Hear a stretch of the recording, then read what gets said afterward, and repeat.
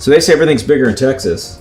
Okay. So are your settlements and verdicts. Oh, thank you. Yes. But the Yeah. one thing that and you'll talk about this, like you've actually promoted change, Yeah. like the firefighter case and et cetera. I mean, so educate some of our viewers and listeners, because a lot of people are like, oh, lawyers, you can make a lot of money doing it, but you've done change. Yeah.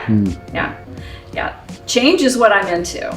And so all the way from back years and years ago when I worked to reform the Los Angeles City Fire Department, we've got actual systemic, substantial change, like day-to-day reforms that have been implemented that benefit, hundreds, if not thousands of people ultimately who will never know my name. And that's what makes me happy, is taking care of as many people as possible. What was the fire department change, or what was the result of that? Because Yeah. I'm not familiar again. So, Amazing. yeah, there was a lot of discrimination. It started, one of the big cases that I had was an African-American firefighter who was fed dog food by his I do captain. recall this, of course. Yeah, Yeah. I just didn't know this was you. So. Yeah. But now you know. Was I? Incredible. Yeah. I'm the culprit. I'm Wow. always kind of nervous around Jeannie. I'm getting nervous. Yeah, sorry. I'm getting a little nervous. Very Yeah. intimidating. Yeah.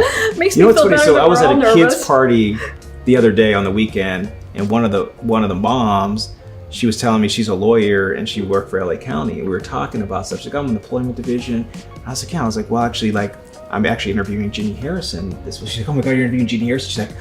She's like, I'm not gonna fangirl. She's like, but I was on the other side of that. She's like, when I saw this case, she's like, what the fuck are you guys doing? But she was a lawyer for LA County on one of the lawyers. One of the cases Wow. that I had, yeah. Crazy. I ended up doing a lot of fire department cases and, a number of trials, and there were quite a few reforms, and nothing's perfect, but we got the ball rolling. And I tell you though, I will never forget, I actually did a reenactment. It was a site inspection in the Tenny Pierce case. We went to Fire Station 5, and I said, I want to see exactly where it happened, and I want Tenny to reenact it for me and show me how it happened. And so we were at the fire station, and the kitchen is small. It's not bigger. Like a kitchenette. It's not bigger than this area. And not that this is a small area, but I would have thought that at a fire station, kitchen area is huge, right? And it was relatively small. And Tenny Pierce is a very large man, very large and very tall. And when I realized that there were 10 very large men, maybe a dozen in that small room, and he showed me where he went to go pick up a specially prepared plate that they had left for him that never happens that way. Wow. And he picked it up and then walked and asked to, excuse me, sir, excuse me, sir, excuse me, sir.